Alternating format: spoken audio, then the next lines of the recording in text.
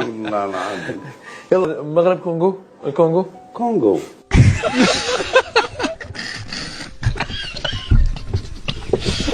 المغرب كونغو ديمقراطية على بالي. لا كرة إلا يلعبوا مع والو سيبورتي الوالو.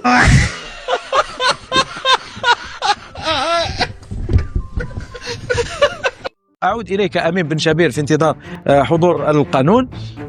هناك من يقول بأن هناك مؤامرة دبرت بليل، أمر دبر بليل من أجل إيقاع المنتخب الجزائري في مواجهة واحد من المنتخبات الكبيرة في إفريقيا، بينما رؤوس المجموعات الأربعة الأولى لن تضطر لمواجهة أصحاب المراكز الثانية، وإنما ستلعب أمام الثوالث. أنا أفضل أن لا أتحدث في هذه القضية وأن لا أدخل في غياهب هذه الحكاية، حكاية المؤامرات. الآن نحن في كأس إفريقيا، نحن في الدور الثاني على رأس المجموعة. ما أريد أن أتحدث أنا في هذه النقطة. أمين نعم تتحدث محمد، أنا لا أتحدث عن إذا كنت لا تريد الإجابة على السؤال أريد أن نعطيك الإجابة تاعي وبعدها يتحدث في من آراء. أنا محمد أعلم جيدا وأدرك أننا إن أردنا أن نفوز بكأس إفريقيا فعلينا أن نكون مستعدين لأي منتخب في هذه القارة. بعد ذلك كانت مؤامرة لم تكن مؤامرة، المنتخب الذي يأتي مرحبا به. لكن أمين مستعدون لمواجهة كل المنتخبات، أوكي أنا معك، لكن بداية من دور ربع النهائي. علاش أنا تحطني الآن في مواجهة الكونغو الديمقراطية أو مواجهة السنغال بداية من ثمن النهائي وترهقني، وفي حين رؤوس المجموعات الأربعة الأولى سيتمتعون بأفضلية مواجهة الثوالث ليسوا أقوياء بكل صراحة. محمد القرعة حطتنا في المجموعة ياك كنا قادرين نخرجوا في المجموعة باء، كنا قادرين نخرجوا في المجموعة سيد، ولكن خرجنا في المجموعة تاع ولهذا نقول أنا بالنسبة لي ما كاش مؤامرة، كان قرعة طيحتنا هكذا وهذا ما كان. ميدو ما رأيك؟ انا جو فوا توجور لو لوش صراحة، خاصة بعد ما حدث نظرية المؤامرة. لا ماشي نظرية المؤامرة، أنا لعبت كيما تونس كي سي باسي أوجوردي في الماتش تاع لا تنزاني مع تونس، وكأن كل شيء فعل لتنتهي المباراة بتعادل هدف مقابل هدف بين تونس وتنزانيا من أجل حسابات كثيرة، لأنه فوز المنتخب التونسي كان يأهلوا في المركز الثاني ويحطوا في مواجهة مالي ويقصي تنزانيا ويولي ثالث المجموعة تاع السنغال، هو اللي يروح صاحب مركز ثالث يعني بصفه رسميه يواجه احد المنتخبات. وكاين فوز منتخب وهزيمه منتخب تونس كانت ستضعها في المركز الثالث، وتاهل تنزانيا ثاني، كنا نشوفوا الديربي في الدور الثمانية. لكن مثل ما قال امين بعض الاعلاميين الجزائريين تحدثوا في هذه القضيه. ميدو اعطينا اراء بعض الاعلاميين، منهم من يتحدث عن نظريه المؤامره او يلمح اليها، ومنهم من يقول بانه مجرد قانون ولا توجد هناك اي مؤامره. عادل من فضلك اذا كانت الصور جاهزه نشاهدها. شوف محمد الان نتكلم معك واني نقرا في منشور حطه الزميل عمر بودي، راح يكون عندنا بارك الله فيك. خلاص إذا كان مثل ما المنشورات جاهزة أعطينا إياها من فضلك. نعم نريد أن نقرأ هذه المنشورات. نبدأ بمنشور حفيظ دراجي الإعلامي الجزائري المعروف، وكذلك منشور للزميل عمر بودي الذي كان يحضر معنا في العديد من المرات هنا في قناة الهداف. أمين تحدثت عن الموضوع؟ شوف أريد أتحدث من جهة تقنية. ما اقترحه الناخب الوطني هو يريد أن يعطي هوية لعب في هذه الدورة لمنتخبنا الوطني، لأنه على المدى المتوسط الأخ محمد. نعم. فلهذا أمني النفس بأن نذهب إلى أبعد نقطة ممكنة. هذا ما لديك أمين. نعم، لأنه لما تشوف أول دورة مغلقة المدرب يكون مع لاعبيه ويشتغل مع لاعبيه يوميا. نعم. وانت تلقى روحك في الويتام دو فينال في ثمن النهائي السنغال او الكونغو، ومع انه نحن نريد ان تكون عندنا سرعتنا القصوى. ربما في مباراة غينيا راح يدور اللاعبين، في مباراة الثمن النهائي تقدر تقول بانه الوقت كافي لكي نرى الوجه الحقيقي لمنتخبنا الوطني. نعم اذا ننتظر المنشور الخاص بزميل حفيظ دراجي والزميل عمر بودي. كان جاهزا عادل؟ أو نعم نشاهد منشور القانون وبعد ذلك نشاهد. نعم أعطينا، تفضل ميدو.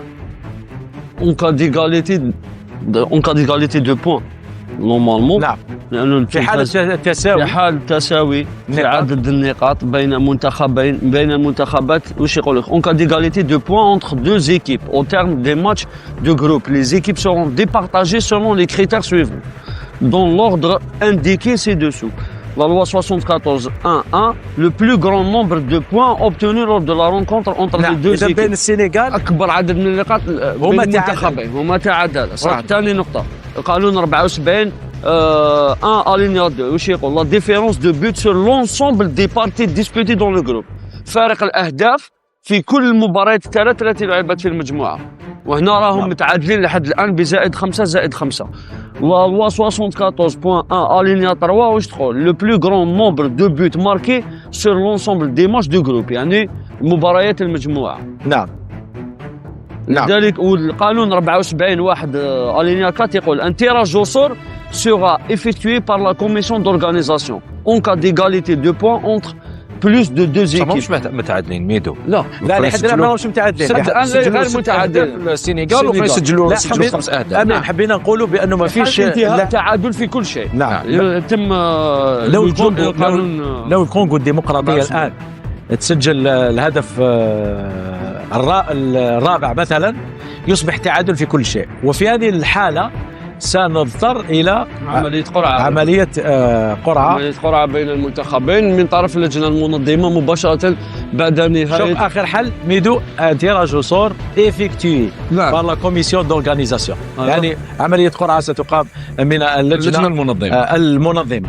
نعود إلى منشورات الزملاء ونبدأ بزميل حفيظ دراجي ماذا قال عن إمكانية وقوع الجزائر مع الكونغو الديمقراطية أو السنغال. إذن قال مجرد ملاحظة، رواد المجموعات الأربعة الأولى في كأس إفريقيا بالمغرب سيواجهون أصحاب المركز الثالث في ثمن نهائي إلا الجزائر وحامل لقب كوت ديفوار عن المجموعتين الخامسة والسادسة، حيث سيواجهين صاحبي المركز الثاني.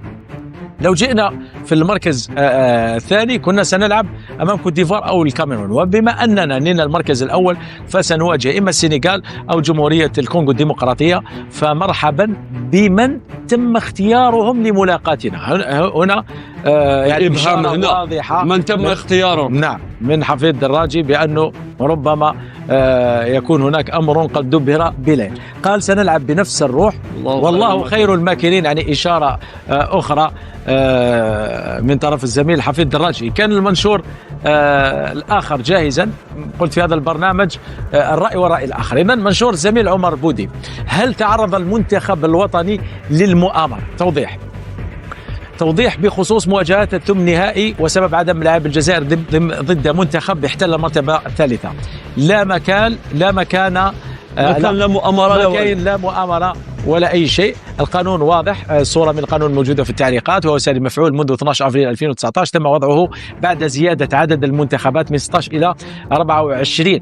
وقال بأن المنتخب الجزائري استفاد من هذا القانون في 2019 عندما تواجدنا يومها في المجموعة الثالثة، واجهنا منتخب غينيا صاحب المرتبة الثالثة في المجموعة الثانية من دور ثمن نهائي.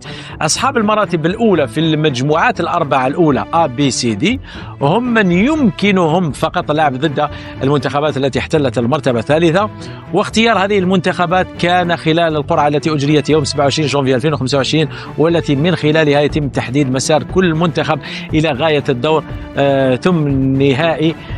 تواجد المنتخب الوطني في المجموعة الخامسة كان من خلال عملية القرعة وفقط. On favorise certaines nations au dépend des autres.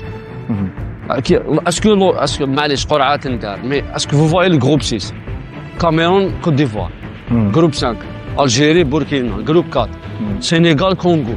ومن بعد من الجروب 3 وروح مجموعات متوازنة. احنا منذ أن وضعت قدمنا في هذه الدورة في قناة الهداف ونحن نتحدث بإيجابية عن المنتخب الوطني، وشاهدنا الإيجابية داخل المستطيل الأخضر. نعم. أول شيء رياضي نخبة. شوف محمد، أول شيء نعم، أول ميزة بالنسبة لرياضي نخبة هو يقول لك مونتال توت إبراف. نعم، احنا نتلاقاو في الثمن النهائي سواء مع السنغال او كونغو الديمقراطيه، انت تصورت اوليا هذه الدوره محضر بدنيا وذهنيا. نعم. داخل الدوره بقوه، مقابلتين حافظت على شباكك ومسجل 4 أهداف. نعم. وأبليت البلاء الحسن من طرف مدربك تكتيكيا.